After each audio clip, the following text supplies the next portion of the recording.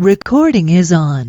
Bien, bien, ya empezó a grabar. Estamos iniciando pues la segunda clase del curso de diseño instruccional. Les decía anteriormente que ya estamos en el punto ya de terminar, porque ya son las 2 últimas semanas. Y bueno, este encuentro pues tiene dos propósitos, ¿no? El primero, pues darle algunos lineamientos o planteamientos sobre los aspectos de mejora, ¿no? De las actividades que ya se realizaron de cara a las actividades que ya vienen, ¿no? Yo siempre recuerdo a mi profesor Mario Espe cuando decía que para aprender a nadar hay que lanzarse al agua, ¿no? Yo puedo tener un curso muy teórico, pero si no me lanzo al agua, ¿cómo aprendo a nadar? Entonces, lo mismo pasa con diseño instruccional, ¿bien? Para ser diseñador instruccional hay que lanzarse al agua, es decir, hay que diseñar un taller, un módulo, como tienen algunos por allí, que yo veo, bueno, ya veo las primeras fases de un proceso de diseño de cursos y allí nos damos cuenta de la complejidad de este proceso, porque son tantos los aspectos que debemos tener presente y como diseñadores, pues bueno, ¿cómo organizar? ¿No? ¿Cómo organizar esas tareas de diseñadores instruccionales? ¿No? Voy a compartirles la presentación, o sea, donde tengo las láminas que les he estado compartiendo a ustedes de los aspectos de mejora. ¿La están viendo? Aquí. Sí. Ajá. Bien. Sí. Ajá. Esta fue una de las primeras que hice, ¿no? Que observo que, bueno, el grupo que está, bueno, lo que pasa una de mis experiencias es que lo que pasa en la virtualidad es prácticamente lo mismo que nos pasa en la presencialidad. ¿En qué sentido se los comento? En que uno dice, no, pero es que los estudiantes no participan, no van a clase, no hacen sus tareas. Y lo mismo pasa en la virtualidad. Y yo cuando coloqué esos numeritos, ¿no? Para que ustedes se dieran cuenta que sí hay deserción, pero en la virtualidad hay deserción, en la presencialidad también, y en este curso pues también, ¿no? De los que se inscriben, bueno, un grupo 70-80% sigue y hay algunos de ese 70-80% que siguen, 70-80% del 80% son los que entregan las actividades a tiempo. ¿Eso pasa en la presencialidad? Sí, también. Entonces, y yo he comprobado en Física 1, que tengo bastantes años trabajando con esto, en la UNED, con un curso semipresencial y ahora totalmente virtual, las estadísticas son las mismas. El mismo porcentaje de estudiantes que aprueba en la presencialidad, no estoy hablando de un número exacto, estoy hablando siempre aprueban en el primer parcial alrededor del 70%. Igual pasa en el curso totalmente online, en el curso de Física 1 de la UNED. Es que las estadísticas no cambian. Claro, debe haber todo un proceso de diseño detrás del curso que nosotros dictemos, ¿no? María Gabriela me decía algo que yo sé que es cierto, cuando nosotros nos dicen, vamos a hacer una guía didáctica, ¿para qué hacemos la guía? ¿Qué pérdida de tiempo algunas veces, ¿no? Los que no conocen este tema, pero es que resulta que la guía didáctica es la brújula que orienta ¿a quién? Al estudiante. Pero resulta que hacer esa guía didáctica antes me permitió a mí como docente tener mi propia brújula. No sé si me explico. O sea, claro, el estudiante está claro qué debe hacer, pero yo como docente debo tener claridad en qué va a hacer el estudiante, porque si no, ¿cómo? ¿Okay? Y por eso ustedes, expertos cada uno en lo que ustedes hacen, ¿no? Cursos de plantas de potencia, cursos de escritura, que me encantan esos cursos. De verdad que hacen mucha falta. He visto cursos acá para desarrollar competencia digital en los docentes. Entonces, todos esos cursos son geniales, entonces, pero debe haber un proceso de diseño detrás. Entonces, cuando el propósito de yo darles esos primeros números era que ustedes se dieran cuenta de que todavía estamos, o sea, los que están acá están todavía luchando por seguir esto y por aprender, ¿no? Es un grupo bastante bueno en cuanto a escritura. De verdad que me agradó mucho encontrar un grupo de estudiantes que escribe bien, que se entiende lo que escribe, porque algunas veces nos pasa que escribimos y no nos damos cuenta que no estamos expresando realmente lo que queremos decir. Algunos sustentan muy bien las ideas con referentes y con normas. Esto es un lenguaje netamente académico y debemos trabajar académicamente. Sin embargo, pues en los foros algunas veces hacemos lo que los estudiantes, ¿no? Ay, tengo que intervenir en el foro, entonces coloco algunas veces intervenciones por colocarlas. Entonces siempre es importante, cuando yo hablaba que uno de los aspectos de mejora en los foros era la construcción intersubjetiva de conocimiento, pues es quizás estar más pendiente de lo que escribe el otro, qué puedo aportarle yo a ese otro docente, qué puede mejorar o qué puedo aprender yo de lo que el otro dice, que eso es básicamente lo que dije allí con aspectos de mejora, ¿no? De la construcción intersubjetiva de conocimiento. Por otra parte, pues bueno, con respecto a la última actividad, que esa fue de las que más me disfruté en la lectura, porque ¿en qué sentido? ¿No? Que básicamente nosotros como diseñadores instruccionales algunas veces se nos olvida que somos los docentes y que somos los que estamos elaborando estos documentos, ¿no? Entonces nosotros tenemos que ponerlo, claro, nuestro foco tiene que estar en el estudiante y que el estudiante aprenda, pero hay actividades como diseñadores instruccionales que no reflejamos en nuestros trabajos. En la UNED ha habido un avance, ¿no? Estamos en la UNED, están estudiando en la UNED, y también hay de otras universidades y de otros ámbitos, contexto de primaria y secundaria, que me parece genial que también los docentes quieran seguirse formando en este tema, pero ya se dieron cuenta que hacer un proceso de diseño instruccional puede servir de trabajos de ascenso, pueden ayudarnos, entonces, porque sí es un trabajo que está muy bien pensado y sistematizado, puede ser un trabajo o un proyecto que puede servir para ascender. Es lo que llaman una investigación aplicada. Y si nosotros le agregamos los ingredientes de recopilación de información para evaluar lo que estamos haciendo, se convierte en un proyecto de investigación.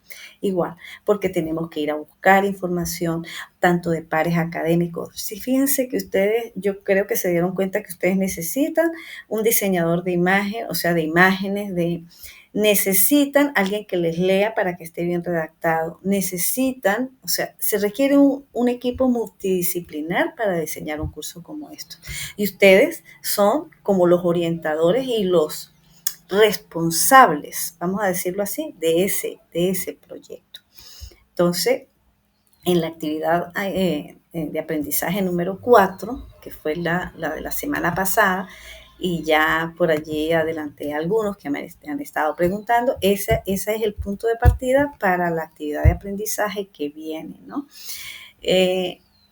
Entre las oportunidades de mejora, ¿no? Entonces, yo les decía que siempre es importante tener claro que nosotros como diseñadores instruccionales también tenemos objetivos, ¿no? Cuando estamos reportando un proceso de diseño, ¿no?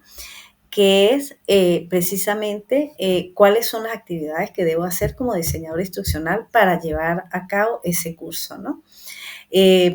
Algunos de ustedes, no todos, pero algunos sí los colocaron, otros no, que es importante saber qué porcentaje de presencialidad voy a tener con respecto al 100%, qué porcentaje de presencialidad y qué porcentaje de virtualidad para complementar esas actividades, ¿no? Siempre se recomienda que las actividades presenciales se complementen con las virtuales, que no es que yo haga, no, tienen esta actividad virtual y la hacen de forma aislada, y en la presencialidad voy a hacer esto y lo hago de forma aislada, ¿no? Lo ideal sería que se complementaran, ¿no? Por ejemplo, yo hago una actividad presencial en un encuentro presencial que tenga con el estudiante, y a través de la virtualidad, por ejemplo, pueden ellos montar trabajos y discutirlos. Eso puede pasar.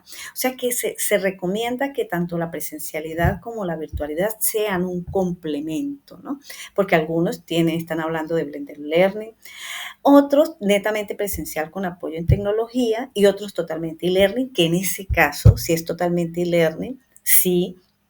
Entonces hay que ser más cuidadoso con lo que se diseña en la virtualidad, ¿no?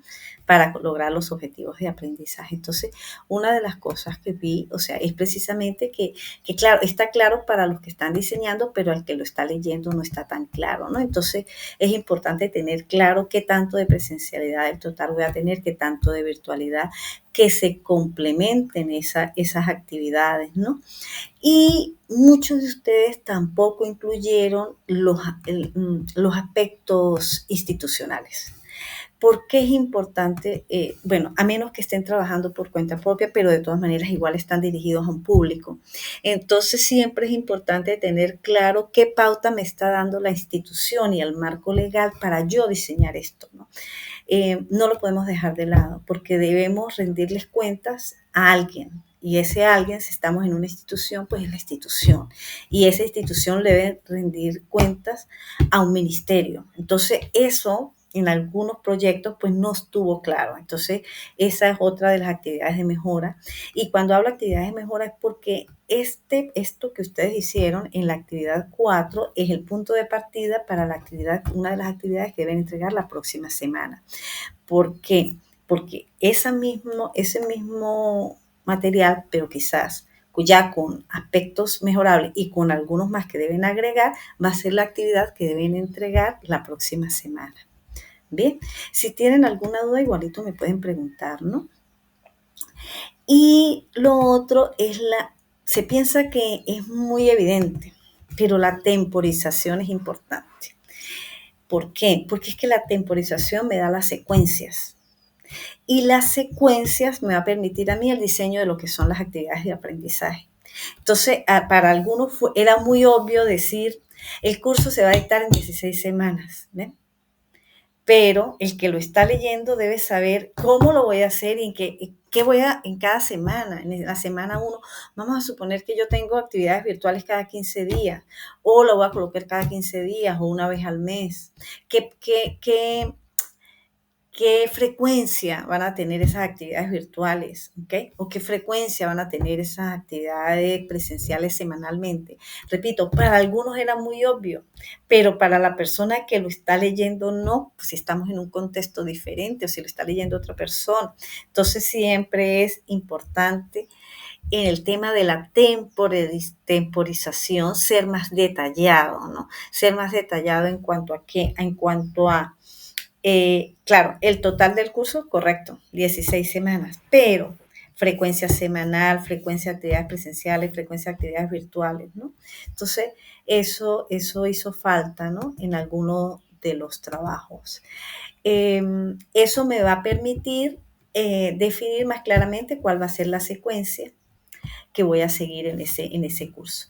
Y otro es la metodología de aprendizaje que voy a utilizar. Cuando hablo de metodología de aprendizaje, porque ahora se habla de metodologías de aprendizaje activo, que si aprendizaje basado en proyectos, que si aprendizaje basado en problemas, que si aprendizaje basado en juegos para los que están en primaria.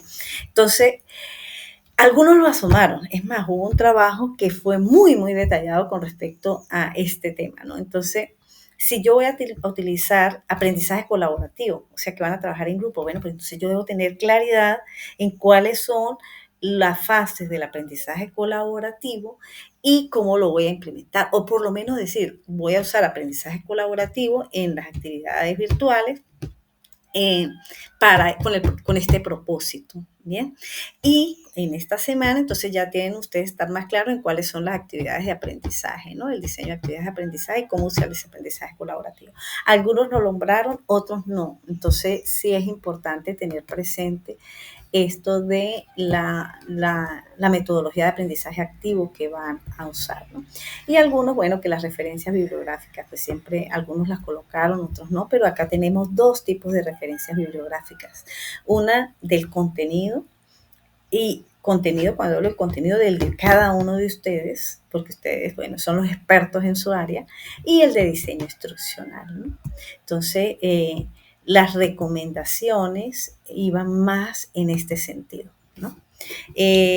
No sé si hay alguna pregunta, queda claro, o algún tema que no haya tocado de alguno de ustedes, ¿sí? Estoy abierta, ¿no? A cualquier pregunta. Pueden hacerlo por el chat también. ¿Claro todo? Profe, ¿cómo está? Yo como le Bien. comentaba, me estoy poniendo al día, entonces así como que, ok, eso es lo que no debo, lo que debo incluir. Así que, claro, no estoy como tan perdida, pero sí siento que estoy un poquito desfasada. Ujú, Por eso quizás que no tengo las dudas ahora, ujú, así que me disculpo. Pero sí, me queda claro, igual tomé nota algunas de las cosas, entonces entiendo, solamente como para cerrar, es como ir al detalle en cuanto, y al ser específico en cuanto a la duración, como dentro del curso, si se van a hacer durante tanto tiempo, cuánto se va a tener distribuido por módulo, como uno divida el curso, ujú, ¿correcto? sí. Esa parte que Ujú. era como, ya. Sí, por ejemplo, voy a darte un ejemplo que es el mío, ¿no? El típico, la universidad donde trabajamos, son 16 semanas. Ok, entonces yo distribuyo mi curso en las 16 semanas. Eso es muy probable que ya está en el programa académico. El programa académico tiene que ser un documento de referencia y debería estar en las referencias bibliográficas. Algunos no lo incluyeron. Entonces, ese programa académico me dice cuáles son los contenidos en esas 16 semanas. Yo lo distribuyo en 16 semanas, vamos a suponer. Entonces, ya tengo el contenido de semana 1, semana 2. De esta semana 1 tengo estos contenidos. ¿Qué voy a hacer? ¿Qué voy a abordar de forma presencial? ¿Qué voy a abordar de forma virtual? ¿Eh? ¿O qué actividades? Porque es que si estamos hablando de Blender Learning, Blender es mezcla, mixto, pero así, ¿no? De la manita. Entonces, dime qué vas a hacer en eso, ¿no? Quizás yo lo pedía muy a grosso modo, es que en algunos trabajos, estoy hablando de la actividad de aprendizaje 4, ¿no? Que es la que se entregó la semana pasada. ¿Ok? Entonces, ¿cuál es la idea? Que esté mucho mejor para la siguiente, que es la siguiente semana, me deben entregar o sea, esa es la base para la actividad de la siguiente semana. Van a mejorarla y le deben agregar ahora los diseños de las experiencias de aprendizaje y la ruta de aprendizaje. ¿Bien? Con respecto a los medios, algunos los nombraron solamente, ¿no? Entonces, cuando hablamos de recursos y medios, siempre hablamos, cuando hablamos de recursos, es lo que vamos a usar, ¿no? Que desde el punto de vista de diseño de instrucción, si son materiales, si son videos, si son PDF, ya los tengo o no los tengo. Yo les recomiendo que no trabajen un tema ni un curso completo, para nada. Ya con que me diseñen 1 o 2 actividades con recursos, si me explico, 1 o 2 semanas, porque es que no tenemos tiempo, este curso es muy corto, ustedes, la idea es que tengan por lo menos la base, ¿no? Entonces, estos recursos, ¿cuáles voy a usar y qué medios voy a usar? ¿Okay? Los que ya tienen Moodle, nosotros que usamos Moodle, ya en la UNED no hay otra, ¿no? Algunas veces, yo no sé si lo recuerda María Gabriela, usaban Google Classroom, pero eso fue un desastre. Un desastre, ¿por qué? No se lo digo, sino porque no había manera de controlar eso. O sea, el Google Classroom es bien para algunas cosas, pero no es bien para todo. Entonces, mm, se recomienda que usen, si están en una institución, las plataformas institucionales. Como ya deben diseñar por lo menos una experiencia de aprendizaje, algunos ya puedan tener un aula abierta, tendrían que dar el acceso, ¿no? A la persona que, si lo van a montar, si quieren que de alguna manera les demos la opinión, ¿no? Si en mi caso le dé la opinión sobre lo que están montando. Aquí Ludimar, profe, buenos días. Aparece la estructura detallada en un esquema. Esa es la estructura, claro, o es que acá yo no les voy a poner camisas de fuerza, ¿no? Las rutas de aprendizaje, ustedes vieron que yo hice una ruta de aprendizaje en una infografía, pero yo tenía claro qué van a ver ustedes en la primera semana, qué van a ver en la segunda, qué van a ver en la tercera. Y lo importante no era que lo supiera yo, sino que también lo supieran ustedes y que ustedes lo entendieran. ¿Eh?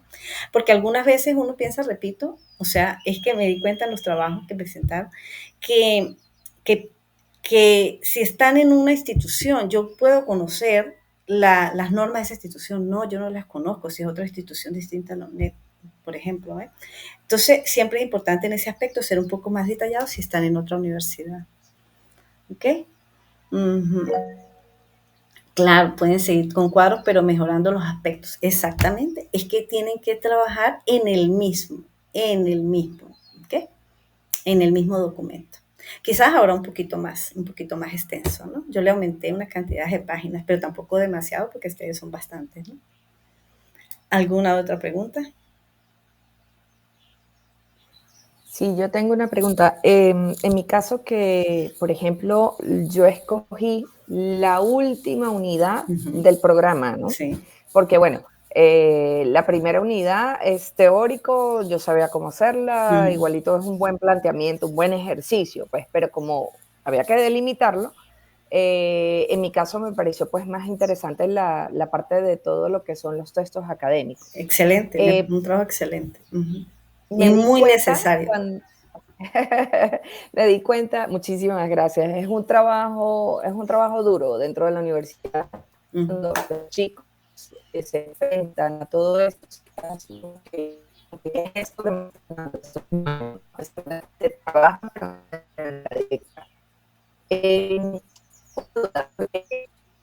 me doy cuenta que una de las compañeras me pregunta que cuál es el contexto, cuál es el texto del chico. Claro, yo lo doy por sentado porque no tengo idea trabajando con ellos, ¿no? Entonces, yo le pregunto, pues, sí, claro, yo no contextualicé que había una unidad que hace un seguimiento para llegar hasta ahí. Eso es evidentemente en el estudio del campo de trabajo con respecto a los estudiantes, ¿no? Revisar cuáles son las necesidades, pero no estoy segura cómo voy a cómo voy a presentar eso al final, porque si es obvio que para mí es un conocimiento previo, que es la unidad 3, que ya hay un conocimiento que se viene trabajando con el chico, ¿debo contextualizarlo en esa guía final que voy a hacer, en ese trabajo de la próxima semana? ¿Debo contextualizarlo? A ver, en la semana que viene, vamos a adelantarnos un poco, en la semana que viene deben presentarme 2 trabajos, ¿no? Uno es esta actividad de aprendizaje 4, pero ahora con las Mejorado. recomendaciones que les he dado y agregarle por lo menos la fase de diseño de experiencias de aprendizaje, ¿ok? Y quizás más, o sea, por lo menos debe estar la ruta de aprendizaje. Cuando hablamos de la ruta de aprendizaje, hablamos de la secuencia, ¿ves? Que tiene que estar muy de la mano con la temporización. Es que todo está unido, o sea, está muy entrelazado. La ruta de aprendizaje debe estar de la mano con la temporización, debe estar de la mano con los objetivos, tiene que estar de la mano con las competencias que quiero desarrollar con los estudiantes, ¿ves? Entonces, esa ruta de aprendizaje debe estar, ¿ok? Muy bien. Por aquí alguien está lanzando cositas. Vamos a ver. Bueno, ya le vamos a dar el derecho de palabra a Jenny. Entonces, en el documento, que es donde ustedes reportan el proceso de diseño, lo puedes aclarar. ¿Ok? Y también deben presentar el documento que es el que le van a entregar al estudiante, que es la guía didáctica. Son 2 documentos. Uno, el que soporta el proceso de diseño, y 2, la guía didáctica. El mapa del estudiante. El del estudiante. Entonces, quizás podría en el que soporta el proceso de diseño decir que lo que me estás explicando, esto es la unidad número 4X y es posterior a las unidades que se vieron en el programa de la asignatura tal. O sea que ya hay una base previa, ¿no? Ahora bien, pero tú lo estás planteando para hacerlo de forma virtual. Yo sé que la escritura académica es fuerte, es un tema complejo, y yo lo he trabajado con estudiantes de posgrado y ya allí también es complejo, ¿no? Pero la virtualidad ofrece herramientas muy, muy buenas. Y a mí que me encanta la virtualidad, que lo que está escrito, escrito queda. Así hayas dicho mentiras. Igualito las puedes borrar, pero alguien lo pudo haber visto. Entonces, ¿qué sucede?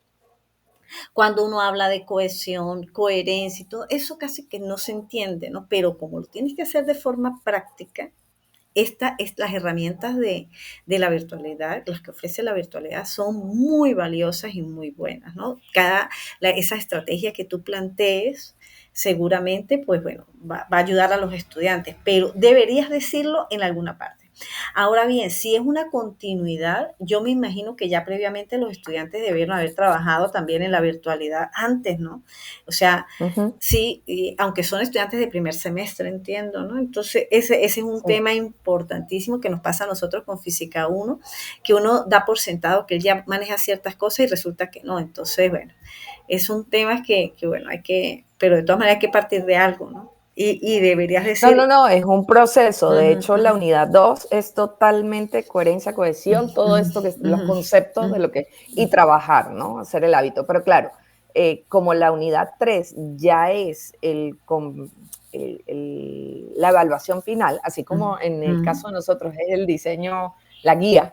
ujú, ujú. Entonces, pues claro, para mí yo daba por sentado y después cuando la compañera me hace entrar en razón, yo digo, wow, sí, yo no lo delimité, ¿no? Mm, eh, eh, es esto que estamos haciendo de que ustedes vean los trabajos de los demás, a mí me parece que es genial, porque eso lo hacemos nosotros también, y nos da, primero, base, o sea, nos damos cosas de quizás que no hemos incorporado. Quizás alguien que no tiene nada que ver con el tema me va a hacer la pregunta que yo no me sé. Eso pasa. Entonces, esa es la idea del trabajo cooperativo que están haciendo ustedes en los foros. Quedó claro, entonces por lo menos lo debes asomar. Gracias. Entonces ya le adelanté, ¿no? La semana que viene son dos documentos, pero una sola tarea, porque es que al final van de la mano. Deben tener cuidado. ¿En qué sentido? Uno es reportar el proceso de diseño instruccional y otra es la actividad del estudiante o lo que le van a entregar al estudiante. Yo tengo una guía didáctica que yo le coloco al final para mí, o sea, cosas que yo quité, o sea, que ustedes no lo saben, o sea, pero es la guía mía, ¿ven? Entonces es para mí. ¿Por qué? Porque tiene allí unas cositas que yo debo tener presente y para que no se me olviden luego, pero eso los estudiantes no lo saben. ¿Ven? Es que, claro, ¿quién es la experta en el tema? En el caso experto de escritura académica eres tú. Entonces, Yo. él Ujú. es la que maneja ese contenido. Y, sin embargo, también es importante pues que otros expertos en el área pues te pudieran mirar y ver si estamos en el orden, ¿no? Porque, bueno, ya sabemos que todo va evolucionando, la tecnología, las herramientas van evolucionando también. Entonces, siempre es importante pues que otra persona vea que lo que a veces uno da por sentado. Ludimar me pregunta, a ver, profe, en mi caso yo escogí un tema en general. Lo que básicamente debemos hacer es detallar cada tema. Yo recomiendo que no tomen un tema demasiado extenso, no tienen sino una semana para hacer el proceso de diseño instruccional y para hacer la guía didáctica. Seleccionen un tema, una unidad, no sé, un contenido, una semana, un máximo 2 semanas, porque no van a poder hacer más. Sin embargo, allí me deben mostrar la ruta de aprendizaje, o sea, cuando hablamos de ruta de aprendizaje, ya saben, ¿no? Temporización, los contenidos, los objetivos, las competencias que debe hacer el estudiante, qué debo hacer yo como docente, el rol del estudiante, qué debe hacer el estudiante, pero también tengo que saber qué debo hacer yo, ¿ok? Porque yo estoy allí de mediadora, de facilitadora, y cuando yo les dije, ajá, es importante que lo digamos en el proceso de diseño instruccional. Eh, es importante, que alguien lo nombró, fue María Gabriela, la comunicación. Y no sé si ustedes ya vieron el tema de ¿cómo es? La tutoría virtual. Algunas veces piensa que cuando estamos trabajando en la virtual tenemos más tiempo y trabajamos menos. Tenemos más tiempo para nosotros y trabajamos menos. Entonces, ¿qué he descubierto yo? Mi esposo me pregunta que si yo no descanso. Siempre hay un mensaje, ¿no? ¿Yo qué hago? Pues es que también uno se agota, ¿no? Entonces, yo coloco hora. Ustedes ya saben ustedes ya yo creo que se dieron cuenta, lunes y martes reviso. Porque, pero yo no puedo estar revisando todos los días. Es que no. Entonces, pero si el estudiante, dudas puntuales, tiene que sentir la presencia del docente y del facilitador. Si él se siente solo, ten una plena seguridad que más van a abandonar. O sea, siempre va a haber alguien que va a abandonar, ¿no? Pero menos, quizás menos, ¿no? Entonces, que sienta esa presencia, ¿cómo me voy a comunicar con él? No tener un solo canal de comunicación. Algunos profesores piensan, no, pero ya con el aula es suficiente, pero resulta que en Venezuela tenemos problemas de conectividad, problemas de luz, problemas nada. Entonces, tiene que haber mínimo, yo utilizo siempre 2 canales de comunicación. Quizás en otros países no sea tanto, pero no es que me he dado cuenta igual que a veces asesoro de trabajos de fin de máster en otro país, en España, y me doy cuenta el único canal de comunicación que tenemos es la plataforma de ellos, ¿no? Y los estudiantes me piden el número de teléfono, pero tenemos prohibido dárselo. Tenemos prohibido darle el número, ni el correo personal, ni el número de teléfono. Pero claro, estamos hablando de otro contexto, ¿no? Y sin embargo, ellos me lo piden y ellos, sí, después ya se dan cuenta que es solo por la plataforma, pero yo tengo un lineamiento, yo tengo que contestar a las 24 horas. Imagínense que ustedes me hagan una pregunta y pasa una semana y yo no se la contesté. ¿Cómo se sienten ustedes? No, mal, ¿sí? No. A mí me pasó en la primera maestría que yo hice a distancia, que yo mandaba los correos a mi tutora y nunca me contestaba. Imagínense cómo yo era porque tenía una perseverancia, una tenacidad que bueno, y escribía yo igualito todos los días y no me contestaban. Entonces, esos temas tienen que quedar claros, o sea, pongan sus propios lineamientos. Voy a contestar las preguntas del estudiante entre 24 y 40. ¿Ese es el rol de quién? Del docente. Es el rol del docente. Eso debe estar claro. ¿Cómo es el rol del docente? José dice que me pasan los foros. No entiendo qué te pasa, José. Siempre estamos de guardia. Lo que cuando comentabas eso de la parte de que ver lo que los demás o los trabajos de los demás, y me pasaba en los foros así como que, ok, los leía todos así como que quería contestarlos, ¿y por qué dice eso? ¿Y por qué esto? ¿Y por qué? No sabía yo, es como que a eso me refería, es así como que seguía aprendiendo. O Eso yo es, no hice esto, ay, yo no incluí esto. ¿No les pasa? Ay, yo no incluí esto. Entonces, todo esto son temas muy, muy importantes y que deben estar claros, pero no, eso se lo vas a decir al estudiante. Quizás le vas a decir que cuando plantees una duda va a tener, entre 48 horas, no sé, o 3 días. Algunos ponen 3 días, está bien, eso no, es válido. ¿Okay? Pero ellos deben saber que si no me contestó en 3 días, algo pasó, ¿no? Algo pasó. A ver, Janie Barón, está levantando la mano. Uh-huh. Sí, no, profe, lo que pasa es que al estar hablando sobre el trabajo, Uh-huh. yo veía que, bueno, la mayoría pues tiene su aula virtual, tiene mucho tiempo trabajando y bueno, Uh-huh. El trabajo mío, que por cierto lo tengo ya diseñado, Uh-huh. ¿sí? Este, yo no voy específicamente a un aula virtual, o sea, no, porque lo estoy haciendo yo y no tengo, o sea, yo ahorita no estoy dando clases, estoy empezando en esa Uh-huh. parte. Entonces, pensé que mi mejor opción hasta ahora era empezar a estudiar virtualidad para yo poder seguir en lo que estoy haciendo. Pero sí me ha costado bastante esta parte, ¿sí? Uh-huh. Porque falta de experiencia, Uh-huh. falta de muchas cosas y lo he ido armando, pero para mí siento que ha sido como un poco más difícil, siento que, es más, me he sentido hasta que la parte de diseño no va conmigo, ¿no? Porque ha sido mucho más difícil armarlo y diseñar algo que casi estoy empezando desde cero. La experiencia mía es esto, las clases que he tenido de forma virtual, ¿sí? Pero en realidad nunca he armado algo y es bastante, para mí ha sido un poco más difícil armarlo. Bueno, Janie, te voy a decir algo. Siempre hay una primera vez. Siempre. ¿Y qué sucede? Quizás esto lo dije en la sesión pasada, no sé si estaba, pero cuando nadie creía en esto y nunca nadie pensó que la virtualidad iba a ser el boom después de la pandemia, yo ya estaba trabajando en esto, ¿no?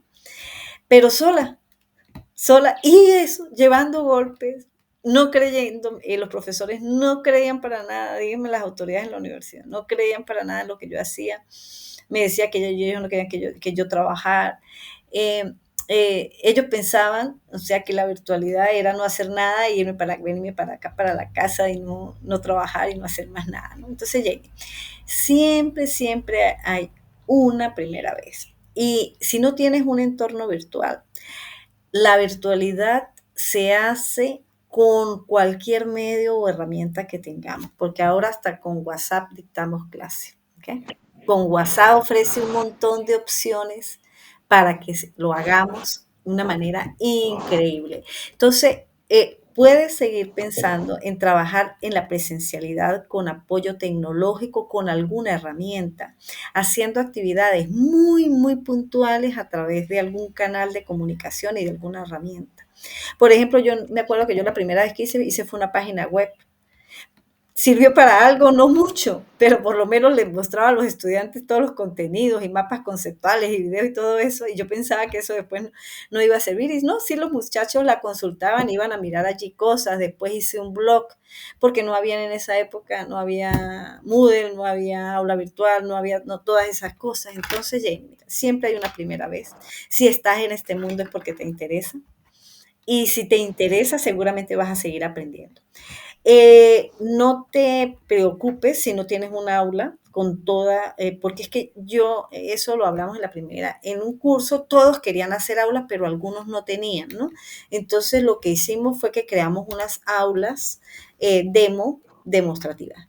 Pero en otros cursos no han requerido no aulas, sino cada institución tenía su aula, pero utilizamos otras herramientas. Entonces, en tu caso, si estás empezando en este mundo, mi recomendación es que busques la herramienta virtual, o sea, o el digital, perdón, y el medio que más tú conozcas, que más uses, que más sepas, e incorpóralo.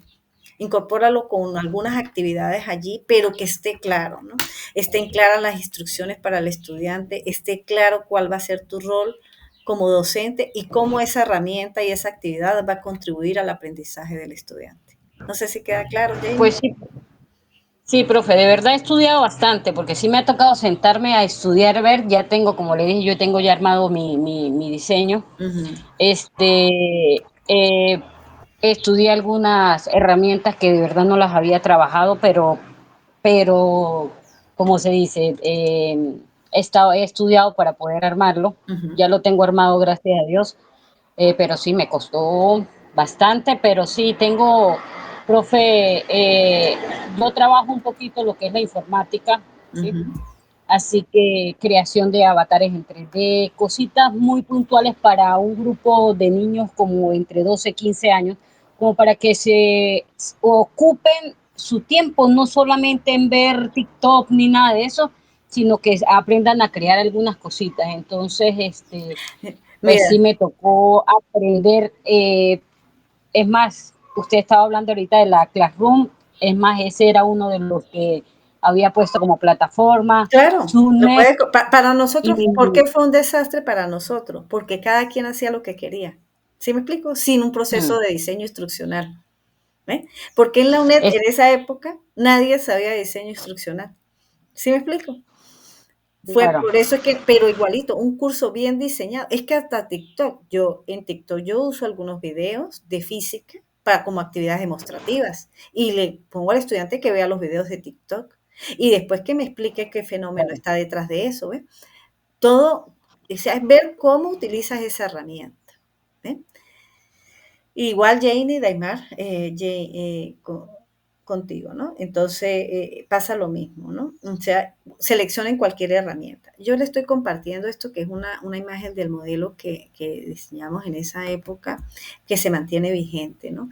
Que tiene que haber debe haber claridad en las sesiones presenciales, cuáles son los recursos y actividades que voy a utilizar en ese tema y cómo me voy a comunicar con el estudiante y ellos mismos, ¿no? Y entre ellos mismos. Y en el entorno tecnológico, o sea, si van a haber interacciones, qué recursos y actividades voy a tener yo en el entorno tecnológico y cómo van a ser las interacciones comunicativas dentro del entorno. Esto queda claro, ¿verdad? ¿O hay alguna pregunta? O sea, esto debe estar incluido de alguna forma en lo que es el proceso de diseño instruccional que ustedes están diseñando, ¿no? O sea, ver la presencialidad y la virtualidad como uno solo, pero que se complementan. Sin embargo, pues cada una tiene sus ventajas y sus desventajas, ¿no? Entonces, bueno, la idea es que se complementen. Y también, o sea, y algunos contestaron las preguntas. Yo creo que las preguntas, acá tenemos cada una de las fases, hasta dónde vamos a llegar, hasta las experiencias de aprendizaje, no vamos, pero solo de uno o dos con temas. Prueba piloto no vamos a hacer, evaluación tampoco vamos a hacer, aunque la vamos a hacer, pero por expertos y nosotros mismos, ¿no? Nosotros vamos a evaluarnos nosotros mismos. Las interacciones deben estar claras, el componente organizativo es lo que yo les hablaba, de que tenemos que estar claros institucionalmente dónde estamos parados, lo tecnológico, qué herramientas vamos a usar, las habilidades cognitivas de nuestros estudiantes, cuáles son sus habilidades y competencias, las que vamos a desarrollar y las que necesitamos previas, y los pedagógicos, que tenemos que tener claro cuáles son las metodologías de aprendizaje activo que vamos a usar para ayudar a nuestros estudiantes a aprender, ¿no? Bueno, acá algunos se guiaron, pero a mí me parece que estas preguntas, si busco contestarlas, nos dan ideas claras de qué es lo que tenemos que hacer en cada una de esas fases, ¿no? Estas preguntas, pues bueno, se diseñaron para que ustedes vayan respondiendo y vayan diseñando su curso. Y están para hasta donde vamos a llegar, que dijimos que es hasta las experiencias de aprendizaje, ¿no? En una semana no es mucho lo que podemos hacer, pero bueno, vamos a tratarlo de hacer lo mejor posible, ¿no? Bien, ¿alguna pregunta hasta acá?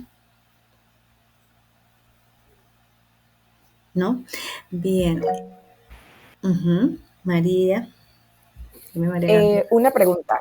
Usted es más ducha en el asunto que yo y por eso hago la pregunta, porque usted es la que tiene experiencia. Yo tengo la experiencia de las primeras aulas virtuales que teníamos en la UNED, entonces no es tan... Cuando yo hago la observación del estudiante y la manera de su aprendizaje, ¿cómo lo hago virtualmente? Por ejemplo, en mi caso yo soy toda. Yo tengo que escribir, yo tengo que ver, pero ¿cómo hago yo para hacer la observación al estudiante y saber para, en función de eso, aplicar la herramienta? No sé si se me entiende la pregunta, no sé si estoy siendo clara. A ver, no agarro la idea. Por ejemplo, un chico que es kinésico, un chico que es de observación, para yo poder, visual sería la palabra, porque observación es lo que estoy haciendo yo. Sí. Pero cuando el chico es kinésico visual, para poder yo hacer la estrategia de aprendizaje en función de eso, ¿cómo hago yo para hacer esa observación a nivel virtual? A ver, como dice, tú estás hablando de estilos de aprendizaje, ¿no? Lo que cuando un estudiante aprende más de forma visual, otro es más tranquilo, la lectura, con lecturas de textos es suficiente. Eso nos pasa a todos, ¿no? En nuestra clase. Y en escritura exactamente no sé qué estrategia vas a usar, ¿no? Pero lo que sí está claro, por ejemplo, es que el aprendizaje colaborativo funciona. Y ustedes me lo acaban de decir con los foros, ¿no? Entonces, en el proceso de escritura, a pesar de que es un proceso individual, es un proceso totalmente individual, porque soy yo la que voy a escribir, y hasta que yo no me enfrento a escribir, yo diría, siempre tenemos el miedo, ¿no? A eso de que otro lea lo que yo escribí, pero bueno, después ya que se vence ese miedo y no me importa equivocarme, no pasa nada, ¿no? Entonces, yo diría que en los estudiantes y en la virtualidad, lo que hay es que ofrecer varias alternativas. Por ejemplo, para una misma actividad, por lo menos en los estudiantes, yo en Física 1, te voy a hablar de Física 1, que es lo que yo hago más comúnmente. A algunos les cuesta entender las preguntas teóricas porque no les gusta leer. No leen.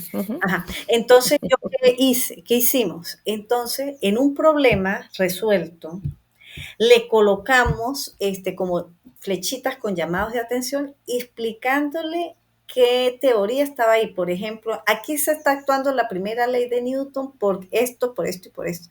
Mira, los muchachos, te lo digo que ahora, entonces, a ellos les llamó mucho la atención ese tema, ¿no? Y luego, después, entonces, yo en la siguiente actividad les dije, ahora hagan ustedes un problema inventado por ustedes mismos y ustedes me lo explican. como yo se los expliqué, porque a veces hay que modelar, María Gabriela, hay que modelar, porque si uno, dicen que no porque eso es conductista, ¿no? Pero igualito, o sea, ellos tienen que ver algo que les sirva de referencia. Algunos entonces me hacen videos, ¿no? Algunos hacen videos y le dicen, no, profesora, yo lo que voy a hacer es un video y me voy a parar y le voy a decir cómo lo hice. Ok, ese muchacho es, como tú dices, es de hacer. Otro no. Otro llegó y entonces, y te digo que yo tengo un montón de cosas. Algo así, escrito a mano, con llamaditos de atención, escrito así, y me presentan la imagen, también está bien. Pero cuando yo hago las preguntas apropiadas, sé que fue él el que lo hizo. ¿Eh? No lo mandó a hacer. Y cuando ellos mismos hacen el video y se graban, a mí me parece genial porque hacen el esfuerzo de ¿cómo se llama? De expresarlo, que no Oratoria. se lo hace. ¿Ve? Entonces, pero son muchos. En el caso de escritura académica, hay Wikipedia. Es que yo hago eso. Yo en el segundo parcial les doy, porque ven párrafo, idea principal, idea secundaria. Entonces, les doy la estructura de un párrafo, les doy un párrafo y les digo, ok, vamos a hacerlo. Entonces después les hago inverso. Ahora ustedes tienen que construir el texto a partir de la estructura, o sea, hago lo inverso. Pero me cuesta mucho descifrar, sobre todo primer semestre, me cuesta muchísimo descifrar a los estudiantes. Ajá, claro, ajá. ¿Qué herramientas usas para hacer esto virtual, digo yo, virtualmente?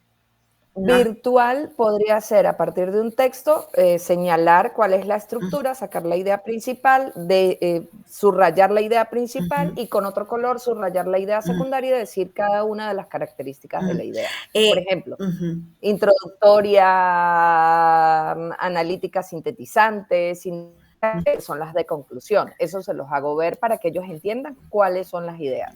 Sí, porque lo bonito que tenemos en la virtualidad también son los wikis o los documentos colaborativos con control de cambios, ¿no? Entonces, ahí obligado, entonces ahí obligado, tú sabes quién escribió esto y quién no. Vamos a suponer que estamos escribiendo un artículo entre tú y yo y le colocamos control de cambio activo. Entonces tú sabes lo que escribí yo y tú sabes lo que escribiste tú y me dice si tú me tachaste, porque a uno se le olvida que escribió, si yo te taché algo a ti o te lo quité, el control de cambios me lo dice, o al contrario también. Entonces, o yo te obligo a que para que lo quites, me aceptes el control de cambios. ¿Sí me explico la revisión? Entonces, eso en escritura, pues es genial utilizar una herramienta online que te permita ver qué hace cada uno y el control de cambios que dice qué tachó, qué quitó, qué acomodó, qué arregló, ¿no? Y lo de los estilos de aprendizaje, hay que buscar mostrar la misma tarea o alternar distintas herramientas. Videos, textos, solamente textos, que de alguna manera yo también lo hago, ¿no? Yo cuando les pido a ustedes que me hagan un video es porque quiero ver también su expresión, la forma en que ustedes defienden sus ideas. En un video y en hablar uno mismo, profesores, de verdad que eso me debe dar a mí como docente indicios de cómo están ustedes con respecto a ese tema. El lenguaje corporal, aunque eso dice mucho. Entonces, hay que buscar distintos canales y la virtualidad los ofrece. Aquí hay un mensaje. O sea que su consejo es, por ejemplo, en la virtualidad, utilizar varias herramientas destinadas a las diferentes formas de aprendizaje. Para una misma tarea, para un mismo objetivo de aprendizaje, distintas formas, distintas actividades, y casi que darle a ellos hasta la opción, ¿no? De cuál quieren hacer o por dónde la quieren hacer. Bien, bien, gracias. ¿Alguna otra pregunta? No. Bien, Cecimar, por aquí me está colocando bien la manita. Ok. Bien, acá ya tienen el aula, ya tienen disponible en el aula, ¿no? Los recursos de la unidad 3, ya estamos entrando en las 2 últimas semanas. La siguiente semana vamos a hacer entonces, ¿dónde tengo aquí el aula? Aquí está el aula, ok. Estamos en la unidad 3. Ya entonces yo voy a trabajar entre lunes y martes con la retroalimentación de las otras. Ya tienen los recursos, ¿ok? Y la actividad de aprendizaje, ¿no? Entonces mi proyecto de diseño instruccional ya está disponible. Son 2 documentos, que es todo lo que les acabo de comentar, por lo menos 2. La memoria descriptiva del proyecto, que es la continuidad de la A4 con modificaciones o incorporaciones que consideren necesarias, número de páginas 8, y la guía didáctica, que debe contener por lo mínimo esto. Esto debe estar entregado antes del 18 de octubre, ¿no? 18 de octubre, es decir, la próxima semana, el día sábado. Ahora bien, si alguno de ustedes requiere algún aula, algún demo para montar algo, ustedes me lo comentan. Si quieren montar algunas páginas, me lo dicen al privado. Si ya están en la UNED y tienen un aula, yo recomiendo pues que trabajen en la UNED, aunque ahora eso es más limitado, ¿no? Ahora en la UNED el espacio es limitado. Hay cosas, bueno, que son pagas. Antes éramos más libres en ese sentido y podíamos tener aulas y podíamos tener todas esas cosas, ahora no. Pero sí hay plataformas libres donde podemos trabajar. No sé si hay alguna pregunta, alguna duda. Esto con respecto a la semana que viene. La otra arriba, entonces, es la coevaluación. Van a tener entonces ustedes, vamos a montar la guía didáctica en un foro y vamos a ver qué hizo nuestro compañero. Entonces ahí nos lucimos todos, ¿no? Con nuestras guías didácticas y las miramos. Yo coloqué esto, yo lo coloqué esto otro, pero bueno, ese tema a mí me parece importante porque ustedes logran ver dónde están ustedes parados, cuál es su estatus con respecto a su curso y cómo están los demás compañeros. Y bueno, si tengo que estudiar un poquito más lo hago, y si allí me doy cuenta qué coloqué, qué no coloqué. Y pues bueno, y evaluamos las guías didácticas de los compañeros. Bien, ahora pues bueno, ya ustedes me dirán. Dime, Cecimar, a ver. Buenos días con todo. Justamente estaba pensando en lo que va a venir después de la guía didáctica.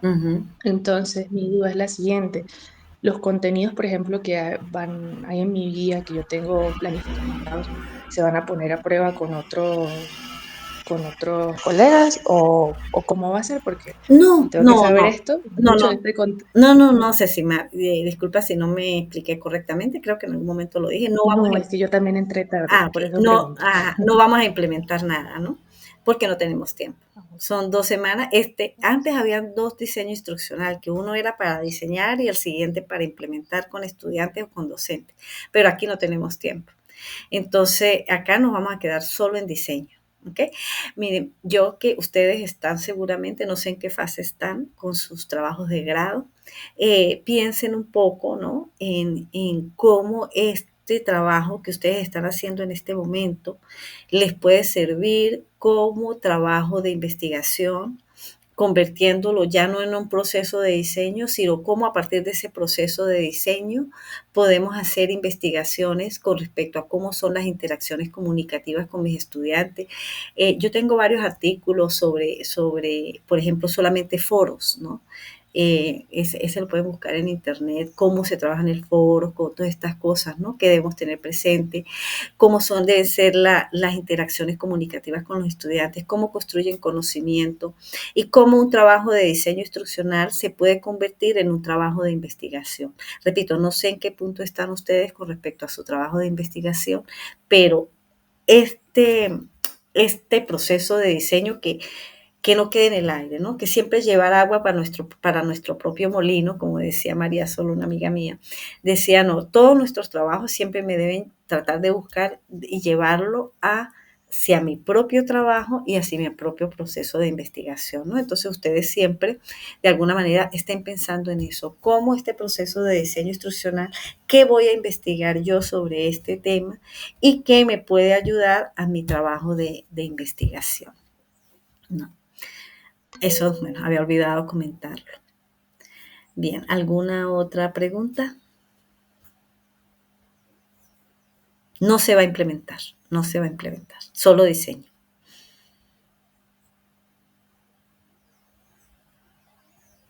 Yo creo que se aclaró, ¿no? Lo que se venía haciendo y lo que viene adelante. Bueno, si no, vamos a dejar de grabar y ver después compartirla. Oportunamente la vamos a compartir. Stop recording.